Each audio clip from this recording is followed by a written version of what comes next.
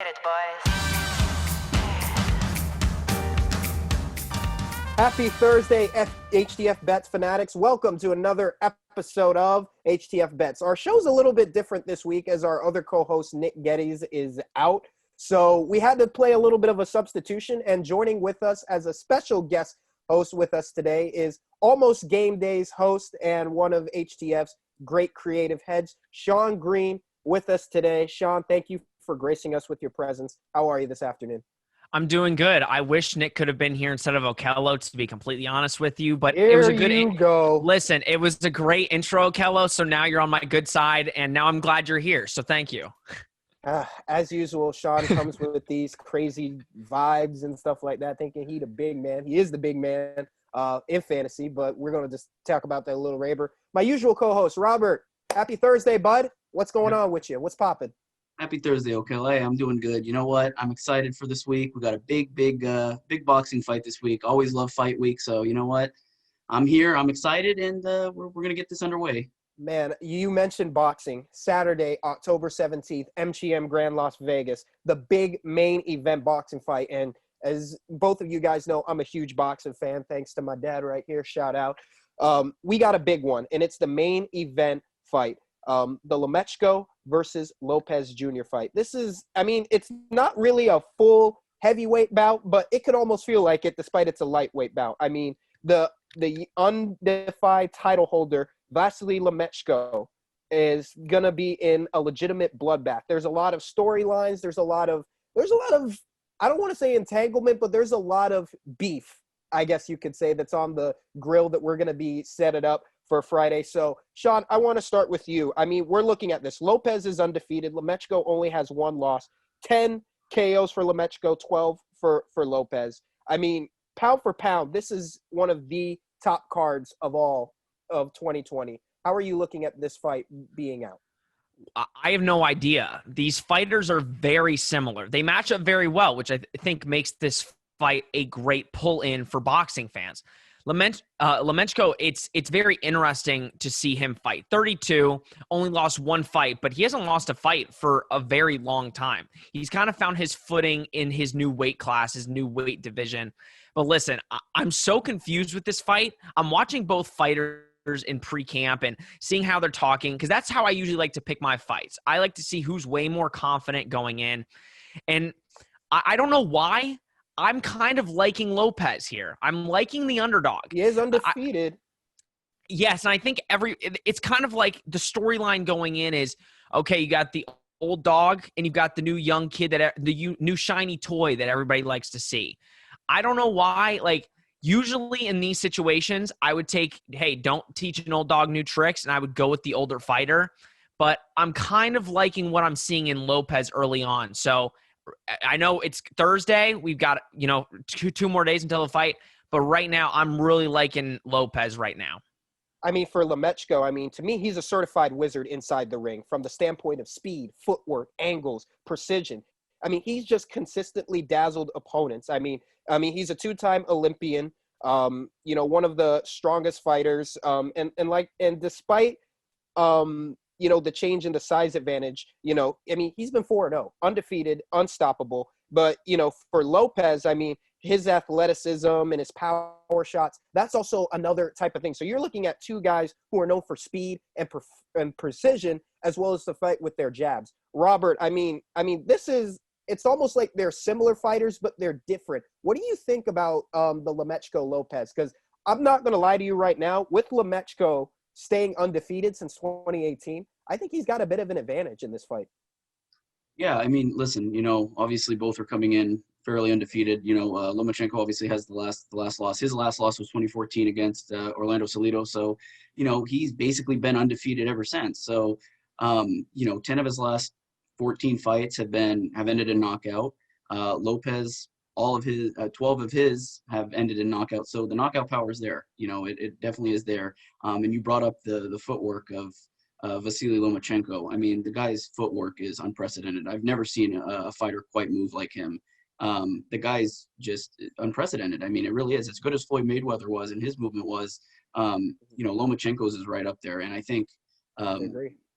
How skilled of a fighter he is and all that, I think it's no surprise that he's, you know, the number one pound for pound fighter in the world, you know, considered by a lot of outlets and stuff like that. So I think when it comes down to a fight like this, yes, they are very similar. The reach advantage is a slight advantage to Lopez, but it's similar height. You know, the reach is still similar. It's within 3 inches, so they're similar weight as well. So it really is about as close of a tail of the tape as you're going to see coming into this fight. Been a lot of trash talk between the two of them. Lopez's father has been all over Lomachenko's camp, talking trash on him. So, you know, Lopez has to back it up. I think if there is one guy to hand Lomachenko a loss, it is Lopez. You know, just because of how similar of fighters they are. You know, Lomachenko is 11 years his senior. They're literally, their reverse ages are flipped.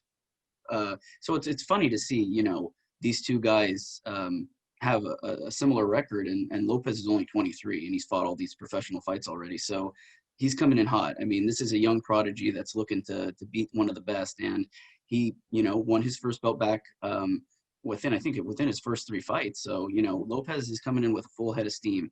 So it's going to be hard for Lomachenko to unify the belts here. But you know what?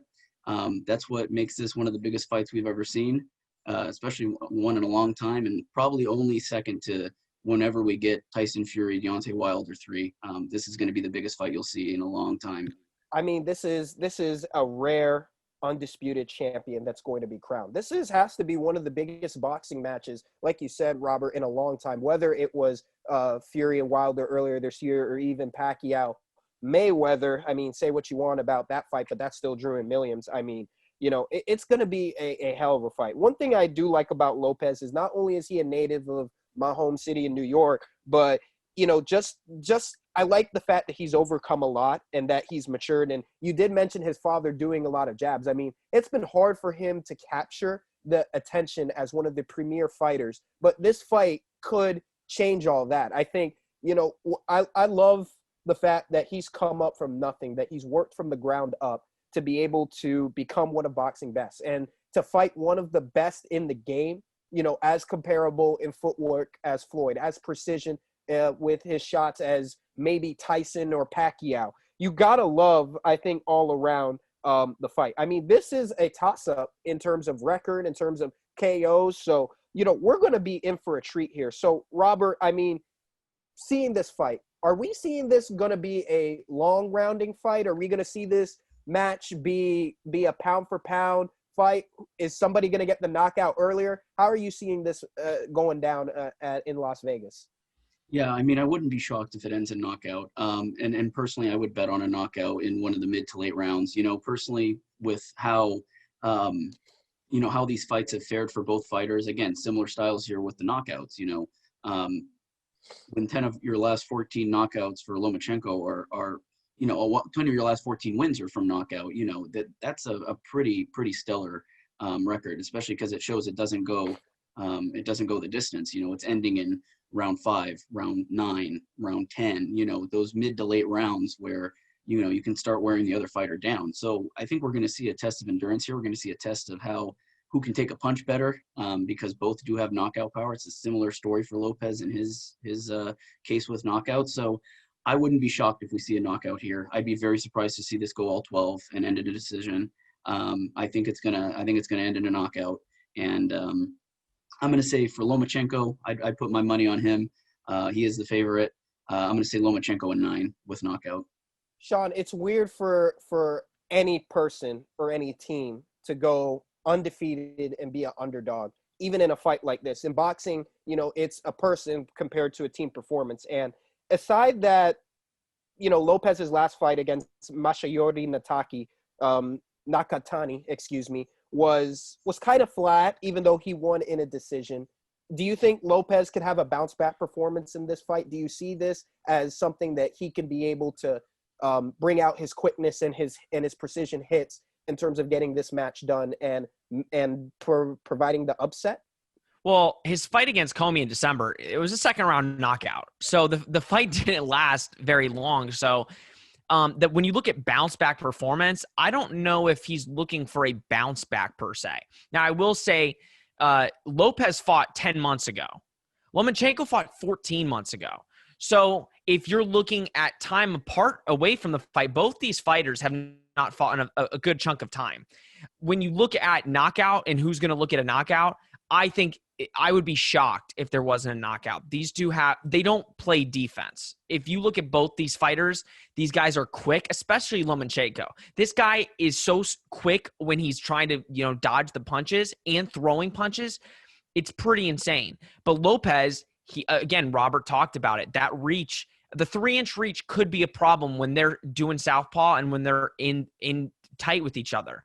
So I don't know. It'll be interesting. Lopez has not shown me any signs of him being stagnant or not having power or not being able to knock a guy like this out.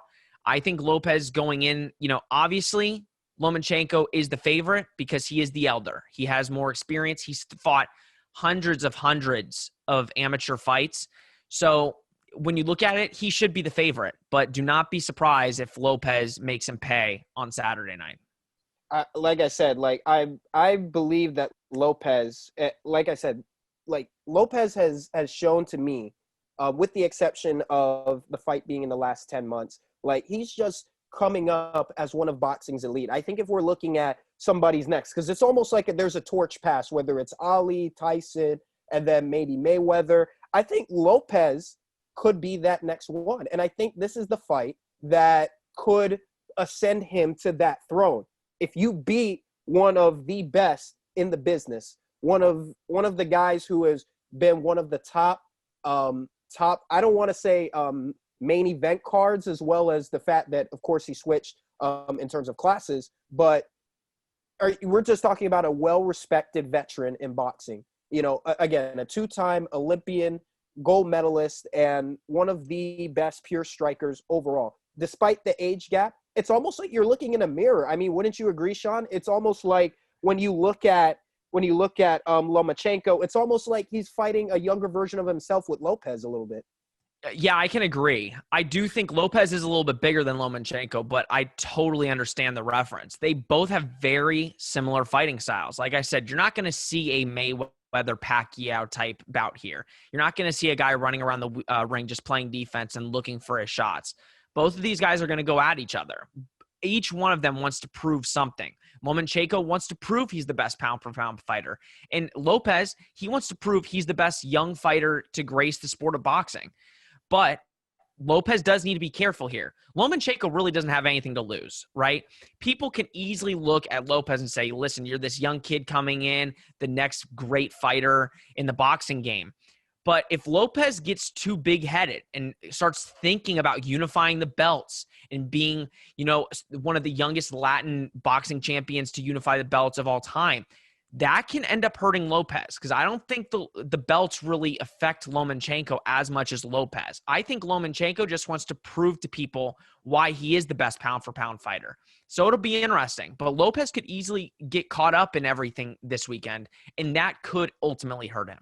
Robert, this is as big of a challenge for any 23-year-old to go under. I mean, a chance to unify the belts. Is this pressure, do you think, going to be the part of Lopez's downfall and Lomachenko can pounce on? Or do you think it's something that Lopez can be able to use that as fuel and be able to ascend to the throne at the end of the night?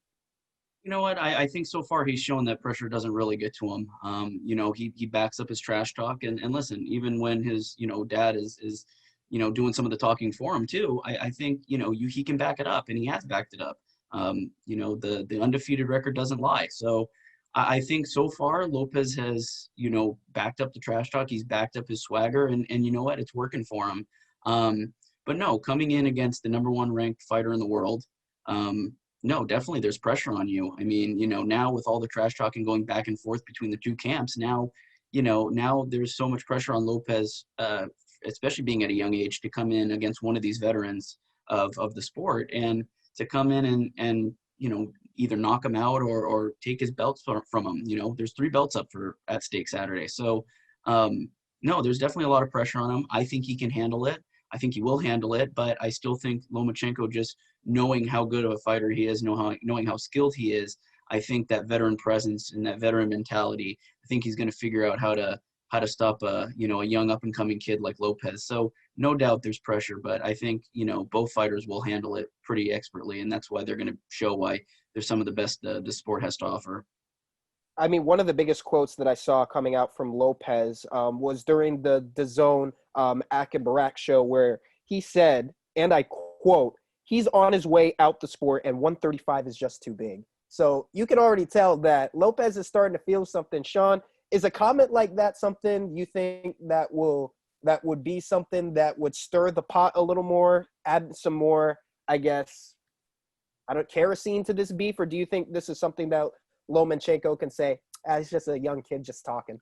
This has been in the fight game. You look at any fighting sport, it's trash talk. He's trying to get in his head. It's not going to work. I don't think for this fight, whatever these two fighters say, it's not going to affect the other fighter. So no, I don't think when you're looking at the fighters talking to the media and putting quotes in the media, you can't look at that and then pick a fighter based on those. Because a quote like that's not going to affect Lomachenko. He's gone through enough fights to realize that. So we're just going to have to see Saturday. You'll see very quickly the better fighter. You'll see in probably the first or second round who's going to come out with the poise and the athleticism. One guy's going to be more scared than the other. And if both of them are throwing punches, somebody's getting knocked out. No, I understand completely. Robert, I mean, Lomachenko said this. I've heard this a lot of times from a lot of boxers. But when you come into the ring and you forget your words, you forget your promise, you just try boxing. You just try fighting. For me, it's all just trash talk. It's just words. We'll see what happens. So it seems like it's not even phasing Lomachenko. So to wrap this up, I mean, we're going to see this fight as a all-around drag out, and it's going to be one guy's going to go home as an undisputed champion. Lopez undefeated streak could end, or Lomachenko could get that second loss. Robert, in your final analysis, who's taking home the belts? Yeah, I'm gonna stick to my bet. I think Lomachenko's gonna get it done. I think the veteran, like I said, the veteran mentality. He knows he's been around here before. Lopez is the young kid, as good as he is, as good as I think he's gonna be throughout his career. I think this is going to be a learning fight for him. I think he's going to learn, as good as you've backed up that trash talk now, you're fighting the best. You're fighting the best of the best right now, the best in the game. And, I think Lomachenko is going to show why he is the best in the world. And I think Lopez is going to get a nice learning experience out of it. Sean, are you going on Lopez keeping his undefeated streak, or do you think Lomachenko is going to end his undefeated streak, keep the belts, and we all go home happy? Yeah, both wouldn't surprise me, but I think right now I'm going to go with the underdog at Lopez. It's plus 350, so that's a solid bet. It's not a blowout by any means. Lomachenko is only favored by minus 450, but yeah, I'll go with the underdog here. I'll take the young buck, Lopez, and we'll see what happens. It'll be a fun fight to watch on Saturday. I love the New York native. I love how much Lopez has come up in terms of boxing. So I believe that this is going to be, believe it or not, a 9-round fight where Lopez gets the knockout in round 9. Like Sean mentioned, this is going to be a type of fight where you're not going to see any defense. This is pure for pure, pound for pound. Who's going to take the hardest hits? Who's going to knock them out, drag them out, rock them, sock them, robots? I think that this is going to be it. Sean, I know you're a little bit perplexed. No, because now that you picked him, I want to switch my pick. Oh, come on. I swear. This man does this every time. I mean, look, I just have to believe in the New York native. When you come from the mean streets of close to Manhattan, Brooklyn, you had to fight for nothing else. I mean, from Jay-Z to freaking Big E. Okay, right? My bad. I shouldn't have mentioned it, but now I'm starting to rethink my pick. All right, my bad. You have to keep up the underdog, and like I said, I don't like the fact that Lopez is counted as an underdog because he hasn't lost. Granted, his last fight was 10 months ago. Lomachenko's was 14, and Lopez has him a little bit in that hype department a little bit. I mean, for Lomachenko to come in 135 a little more lighter, I just don't know. I just think with that you haven't boxed in a year and a half. You're fighting a guy that's a little bit higher in your weight class, just by an inch or two. You really think you got to step up? You're 32. That's usually kind of like that down progression. Look, but like I said, you're going to get a good fight from Lomachenko, as everybody does. Like I said, this is almost like the past and the future colliding in one. And we're going to get a great fight with it. And, well, ladies and gentlemen, it's up to you now who you can pick. You can take Sean, you can take Robert, or you could take me. I know usually I'm on the right side of things most of the times, but hopefully I'll be right with this. Far right. Oh, Chow, please. No, let's Chow, okay. please. Wrap it up. All right, Chow, please. Coming up next, we're going to talk some HTF fantasy, one of my most least favorite segments, and we'll dive into NFL Week 6 picks. Stay tuned. HTF Bets. We'll be right back. Welcome back to HTF Bets, ladies and gentlemen. And for this segment, we're going to do some fantasy football. A little bit of a shift here as we get into football. We get into, a weekly segment of fantasy here. It was not a great week for our own Okelo. Okelo, you're 0-5 now. I don't want to rub it in too much, but how you feeling, buddy? I mean, it's got to feel like a kick. In the famous below the words belt of Stephen A. Smith, I am having a very bad day. I am in no mood. This fantasy league, today is one of the worst days that I've had in a long time with the exception of the first segment. I just can't seem to catch a break. And Jonnu Smith was the only reason I did not beat John Whitley. And it's a shame because the last 3 weeks I've been close with the exception of beating Sean. But every week I can't catch a break. I might as well be like the Falcons and fire myself. Because I'm playing like Dan Quinn right now. I'm not happy with myself. So another week. I don't even know who I'm playing this week. But I just got to just suit up and do my waiver wires and do the best. I just can't take it anymore. Yeah, I mean, definitely not easy sailing for you, Okelo, but you're not the only one. Jarrett, the host of Main Show, of course, he is 0-5 as well, so you're not alone on that island. But the complete opposite is happening with Sean. Sean, your team's doing pretty dang well. So how you feeling coming out of this week? Robert, I'm just sitting back, drinking a nice cold one, chilling, watching the games, enjoying myself. It's been real fun, 5-0. Really haven't had any trouble each week. This week I did play Jarrett Kappelman, easy dub. He had a couple problems. He started Tom Brady because, Cam was out. That, hurt him because Tom Brady kind of looks a little washed up, especially against Chicago.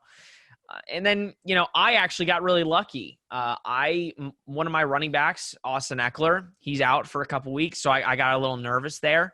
I picked up Jerick McKinnon thinking he was going to give me some points. Well, that wasn't the case. He only gave me 2.5 points.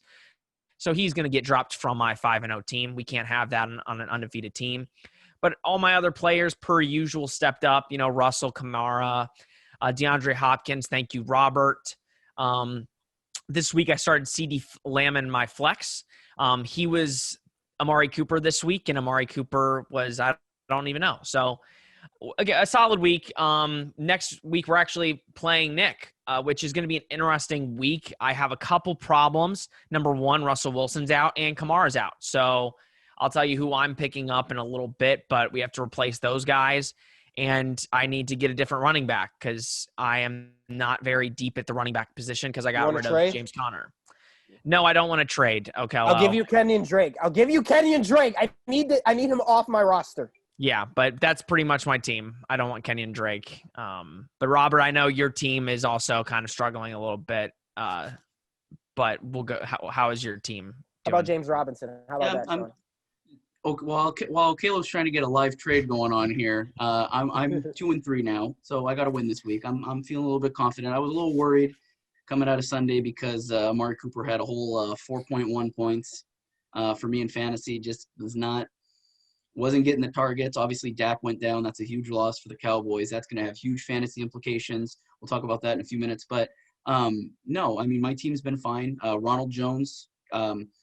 It's funny, Darrell Henderson, I didn't expect to have a big game because the week before Malcolm Brown was sort of taking the touches, but Darrell Henderson put up 21 points. He sat on my bench. Ronald Jones came in, picked him up as a free agent, and he put up 15.5. It was enough. It got the job done. James Conner put up the same amount. So that was enough to combine for 30 points right there in those two. So with the exception of Amari Cooper, everybody else put up double digits. My defense put up double digits. Rodrigo Blankenship put up double digits. So a pretty good week for me overall. It wasn't really that close. I was within 15 to 20 points, so I was comfortable coming out of last night's game. But as we come out of that, let's talk about. I alluded to talking about Dak Prescott. Sean, you played Nick this week, and he's got Dak as his starting quarterback. He's obviously going to be a sit-him this week, but what are the implications here for fantasy as Dak? Because I'm sure a lot of people in other fantasy leagues have Dak as a starting quarterback. Really, the implications are huge, especially if you're not, and we're in an 8-person league, so there's easily quarterbacks that you can go pick up to replace Dak. But the Cowboys offense was, doing great with Dak because they get behind real early, and then Dak has to throw 60 times in a game to bring them back. I don't know what he's going to do. Looking at his quarterback, it's Carson Wentz time for Nick. But for many others, they're going to have to look to waivers unless they've drafted a backup quarterback. So the fantasy implications are huge. I'm not going to say take Andy Dalton because we haven't seen enough. But if you're in like a 12-person league and there's no quarterbacks available, I would replace Dak with Andy for right now if there's no other quarterbacks that you can pick up. But yeah, the implications are huge. Yeah, I mean, hit it right on the head. Starting quarterback goes down for the year. Not so easily replaceable, especially this late in the season at this point, but definitely not irreplaceable, I don't think. Okay, I'm going to go to you here now. There's a couple other guys in our fantasy league that are either on the bench or in the starting roster for some. Le'Veon Bell and Melvin Gordon, 2 running backs. Obviously, Le'Veon Bell released by the Jets. Mm-hmm. Who knows where he ends up next? Melvin Gordon suspended because of a DUI. What are the implications here with Melvin Gordon and Le'Veon Bell in the running back game right now? I mean, it's so tough in fantasy football. Everybody knows that running backs are a hot commodity, and it's a luck and a chance whether or not who do you get at running back to replace that, especially Melvin Gordon, because, like as of right now, Phillip Lindsay is hurt, and, we don't know if he's going to come back. For Le'Veon Bell, though, I mean, I'm a little bit happy a little bit. I mean, he got the money. Unfortunately, he didn't get the better team at the end. My expectation is he comes back to Pittsburgh. He comes back to Big Ben, and all is kumbaya, and we all remember him as the top 5 fantasy running back that he is, but I digress. In terms of running backs, I think it's time right now for fantasy owners to try to get trades going, or if you listen to my option, you get some wins going. I would say stash, even though he's not playing this week, Justin Jackson. With Austin Eckler out, I think that you saw it on Monday night. He got a majority of the carries. It was a toss-up whether or not you pick him up or you pick up Joshua Kelly. But it seems like right now that they're going to run with the hot hand, and it is Justin Jackson for Anthony Lynn. I also look at Alexander Madison because Dalvin Cook is out this week. He's likely not going to play against the Falcons. And this is an easy matchup. They have no defense. So I look for him. And most of the time, you even have to look at the New England running back situation. I know Damon Harris has stepped up with Sony Michel out. So it's a more of pick and play. You could even get Frank Gore, even though I don't trust that Jets O-line. But, I mean, it's old, reliable Frank Gore. And, I mean, Father Time ain't catching up with him anytime soon. So those are the running backs that I look at, or try to get a trade like me, for example, where I'm offering Sean right now James Robinson off my hands, just so that I could try to get a receiver or try to get somebody at least a little bit better at quarterback. So that's all I have to say in terms of that. But just don't be surprised if Le'Veon comes back to Pittsburgh. I think if he gets the better team, you can absolutely trust them, especially he comes back to Steelers because it's Bell time for sure. Sure. Great points there, Okelo. I don't see him necessarily going to the Steelers. That's a story for another day, but I think the bridges are a little bit burnt there, but anything can happen in this league, and anything does happen in this league. But one thing we can guarantee on is that we're going to have starters and sitters every week here at HTF when we talk fantasy. So Sean, I'm going to go to you first for this week. Who is one starter that you'd be starting on your fantasy team this week? Well, I actually had to go and actually look to who I would start, because usually I pick, if you have this guy, start him if he's on your bench. But Russell Wilson's out for me this week, and I'm playing a good opponent in Nick. He's one of the top teams in the league. So I'm going to be starting Ryan Fitzpatrick. He's playing a poor Jets defense. He put up monster numbers against the 49ers defense.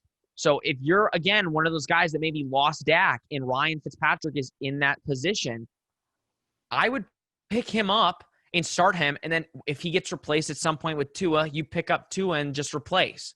That's probably a good option for you. But I only need a filler in for this week. He's getting dropped the next week. I've got the number 1 quarterback in fantasy. So for those of you that have Russell Wilson and need a quarterback, pick up Ryan Fitzpatrick. And if you lost Dak, pick up Ryan Fitzpatrick. Yeah, fair enough. You know, the Jets are just abysmal. As bad as the Falcons are, I mean, the Jets are just putrid. I mean, just an awful team to watch. So I think that's a safe bet there. I'm gonna go after Okelo. I'm gonna stick with that Jets Dolphins theme for my starter this week. But Okelo, who would be your starter this week if you had to pick one? Well, we were earlier talking about running backs, and for a lot of fantasy owners right now who are dealing with that issue, whether it's Bell or Melvin Gordon, or you just flat out are dealing with Mark Ingram troubles, let me put you at ease with one running back I think this week who's going to ball out, who surprised everybody last week with his performance, and this matchup couldn't be any sweeter. I know it's a gamble, but I'm going to say David Montgomery. He's playing the Carolina Panthers. They have an abysmal run defense. They're ranked 31st. They gave up the second most fantasy points to running backs. Todd Gurley had 25 fantasy points last week, and I'm liking what I'm starting to see. I think the change in quarterback, if you guys have watched since Nick Foles has taken over that offense, I think you're seeing David Montgomery come to life a little bit and seeing the running back that he's potentially supposed to become. I don't think there's a sophomore jinx. I don't think that anything bad happening. I think we're starting to see what the Bears drafted with him. So if David Montgomery is available, or if you have him on your bench, I think this would be the week to start him. This is a can't-miss matchup in Carolina. I love this matchup, and I think David Montgomery is going to ball out and put up another points palooza again for the second consecutive week. Fair enough. Yeah, I'm gonna stick. Like I said, I'm gonna stick with the theme of Jets Dolphins. I'm gonna go Devontae Parker for my starter this week. He's on my bench. Usually is on my bench, but he's been pretty consistent this year. You know, he's number one for Ryan Fitzpatrick and the Dolphins. You know, obviously the Dolphins had a huge game against Buffalo's defense, which I think Sean has now accurately called out in being a little bit fraudulent this season so far. Fraud. I mean, yeah, it's been, you know, as good as the Buffalo defense was supposed to be, it's not been. So that's obviously several weeks back, but the Dolphins aren't playing the Seahawks this week. So, you know, playing a really bad team like the Jets and a team that really doesn't have a great defense, I think this is the perfect opportunity for any of the Dolphins receivers, any of the tight ends, any of the quarterbacks, like as Sean picked with Ryan Fitzpatrick. I think this is a good game for them to get a lot of fantasy points. And so these are the type of matchups I like. I like good, solid receivers against really bad teams because they can really boom in these situations. So I'm going to say Devontae Parker in this situation. I think he's gonna boom here. You know, as that number one target. I wouldn't even be shocked if Mike Gesicki, who's also on my bench, I wouldn't be surprised if Mike Gesicki has a big game. He had 27 points against Buffalo several weeks back. So against a bad defensive team, yeah, I'm picking any of these Dolphins receivers, any of these Dolphins offensive players this week, just to rack up those points. But we obviously have to transition to and mention who'd we sit this week, who's not going to get you a lot of points. Sean, who do you expect would be one guy you'd sit this week? So I do have only one thing, but it's not one guy. It's any 49er not named Raheem Mostert. Sit any San Francisco 49er not named Raheem Mostert. The 49ers are terrible.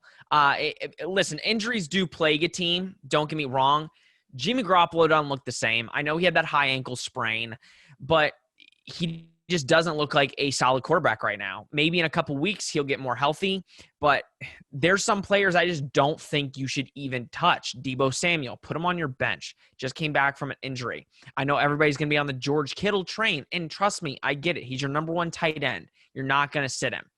If I'm you, if you have a just slightly less better player than George Kittle on your bench at tight end, put George Kittle on your bench, because the 49ers are going to be kind of bad. If you look at their schedule for the next couple of weeks, 49ers have a rough schedule. So if I'm you, I'm trading for a tight end real quick, because teams like, New England and, even to a degree, the Saints, they're not giving up a lot of points to tight ends. So I would say any 49er not named Raheem Mostert.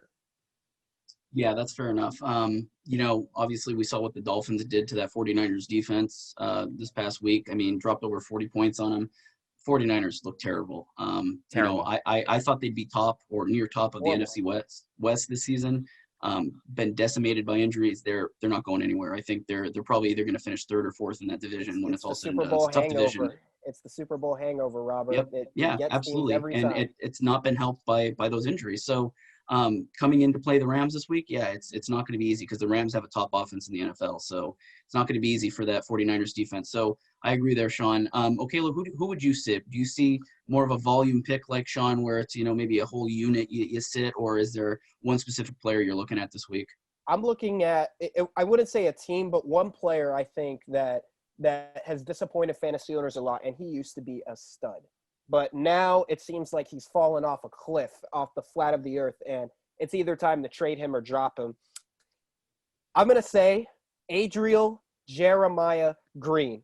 I love AJ Green. I think. I know, Sean, you're looking a little bit, but hear no, me for out. a second there, I didn't even know who you were going to say. I was kind of confused. Well, who I is like to say talking about? I'm talking AJ Green. That's who I'm talking about. Okay, that makes more sense. Honest. Thank you. Let's be honest. The Colts defense looks a hell of a lot better than what they've had in previous years. And let's just be honest. Joe Burrow has been looking to T. Higgins. He's been looking more to Tyler Boyd. He's been looking more to everybody except AJ Green. I thought when Joe Burrow was going to come, AJ Green was going to be still that top 5, top 10 fantasy receiver that we all still know and love. But let's just be honest. He's getting old. Last year, he was out for the season. He's looking like a receiver on the decline. And it's just sad to see him fall flat off the face of the earth. And I just think it's time to move on. I think it's time for AJ Green to go away from Cincinnati. I think it's time for you fantasy owners to move on from him because this Colts defense, they're really tough on their secondary. So if you have AJ Green, you have to sit him this week. Sean, I know you're saying that. What the hell is going on? Okay, good. You talked. One last thing before we move on to another segment. Do not drop AJ Green. It's time. No, time out. Fantasy owners, listen to the 5-0 Sean Green here. Okay, listen to me. Do not listen to 0-5 Okelo. Here's what you're going to do. You're going to put him on your bench. This guy's getting traded in less than 3 weeks. He's going to get traded to a contender. That's if he does get traded, Sean. That's if he does. Okay. Keep him on your bench. You're going to be fine. Keep him on your bench. Robert, take it over. Got him. Sure. Yeah, I think both valid points there. But, for me this week, I think as far as the guys I got to sit, biggest turnaround I've ever seen because now I really don't know what's going to go on with the Cowboys offense. It's going to be Amari Cooper. Last week, he was my stardom. This week, he's got to be my situm. And I just picking Devontae Parker this week and him playing the Jets, I think he's going to start this week. I don't know. I really just – I don't know. And I know, Sean, you're looking shocked because you traded me Amari Cooper. He's been consistent for me. I love Amari Cooper, but I just don't know. I mean, you brought it up earlier, Sean. I don't know what's going to happen with this Cowboys offense and Andy Dalton. Is Andy Dalton going to get them, those fantasy points? I don't know. I mean, he was throwing a lot to CeeDee Lamb at the end of the game. And he might find a trustworthy guy in CeeDee Lamb. If CeeDee becomes his number one, great. But that means less catches for Amari Cooper, less points for Amari Cooper, and less points and catches for Michael Gallup as well. So I don't know what's going to happen with the Cowboys offense right now. Mike McCarthy's got a huge decision on his hands. Is he going to run Zeke a lot more? Is he going to, be throwing a CeeDee Lamb a lot because now Dalton's comfortable with a guy like that? I don't know. I really don't know what to go. So at least for this week, I'm not saying going forward because I think at some point they'll turn it around. Either Dalton actually shows up and plays well or, the Cowboys find somebody else. I think right now this week, because they play the Cardinals and the Cardinals have been good. I know the Cardinals defense ain't great, but the Cardinals have been a good team. I see another loss coming for the Cowboys this week.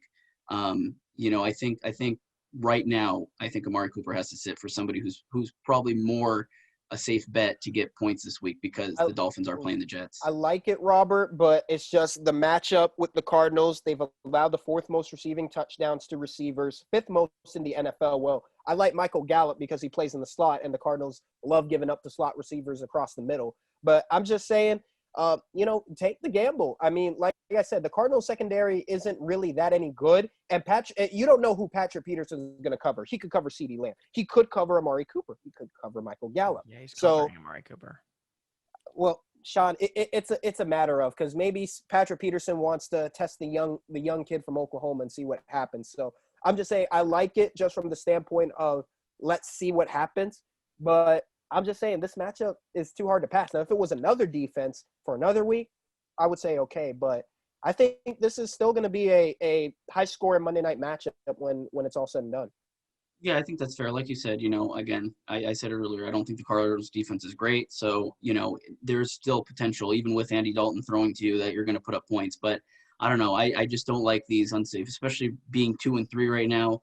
It's got to be time to sometimes take a gamble and even break even or go 2-4. So for me this week, I think I'm going with more of a, maybe not so much a sure thing, but more of a safe bet and getting Devontae Parker in there, maybe instead of Amari Cooper. So with that being said, all great points, gentlemen. When we come back, we will be talking our big bets of the week. Stay tuned as we head into our final segment.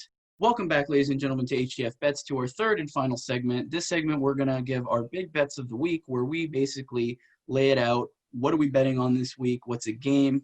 What's a fight? What's anything around the sports world that we would bet on this week? So, Sean, I'm going to go to you since you're our guest host for this week. What is your big bet of the week? Well, again, I'm 48-22 on my show. I'm killing it. If you would take my picks, you'd make a bunch of money. Of course, bet responsibly if you do.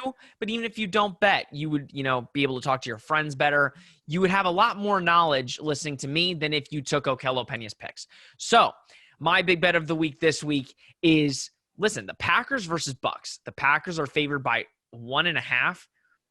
I know, Robert, this brings up bad memories from the last time I said it, but bet the house on the Packers. Tampa Bay, everybody, it's like the new shiny toy, right? You have Gronk, you have Mike Evans and Tom Brady and Chris Godwin. The Bucks are just pretty much as injured as the 49ers. Obviously, their players are going to come back, but the Bucks are severely injured. Chris Godwin's been out he first had a concussion and a hamstring. Mike Evans' ankle, he's still getting touchdowns, but it looks rough. That ankle is not okay. I say bet the house on the Packers. They're the better team. They're my Super Bowl prediction from week 1. I say bet the house on the Packers. The line is too small at 1.5. It's easy money for you. Fair enough.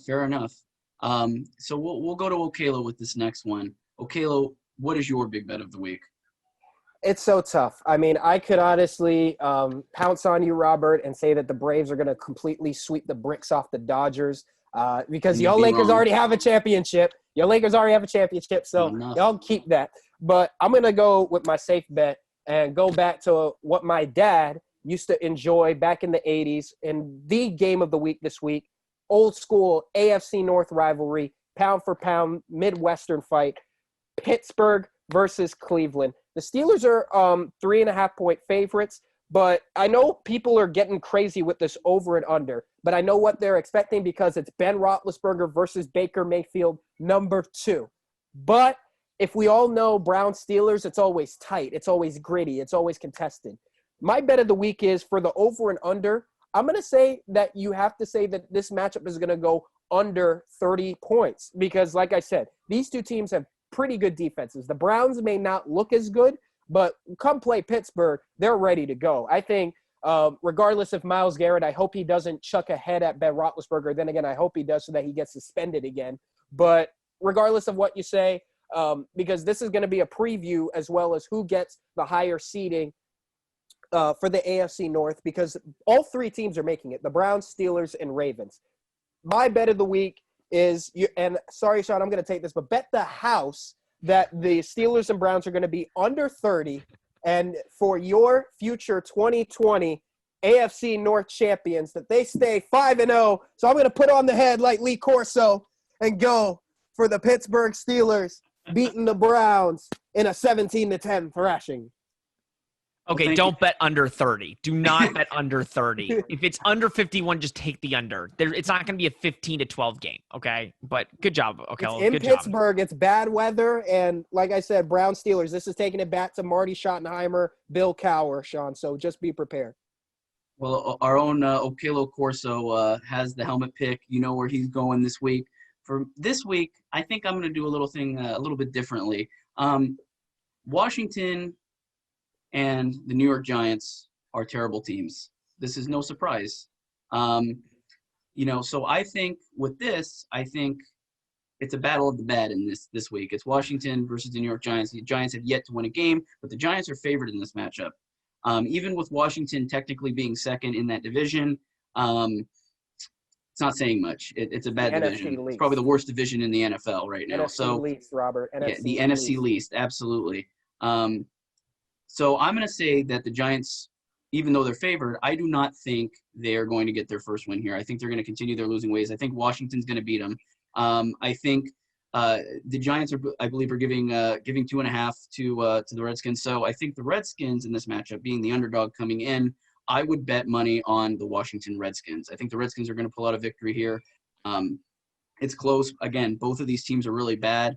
I assume Alex Smith is either going to get the start or That's go the back. question. Yeah, I don't know know if they're going to go Alex Smith or if they're going to go back to Dwayne Haskins. Oh, no. Ron Rivera is a smart guy. He's a smart coach.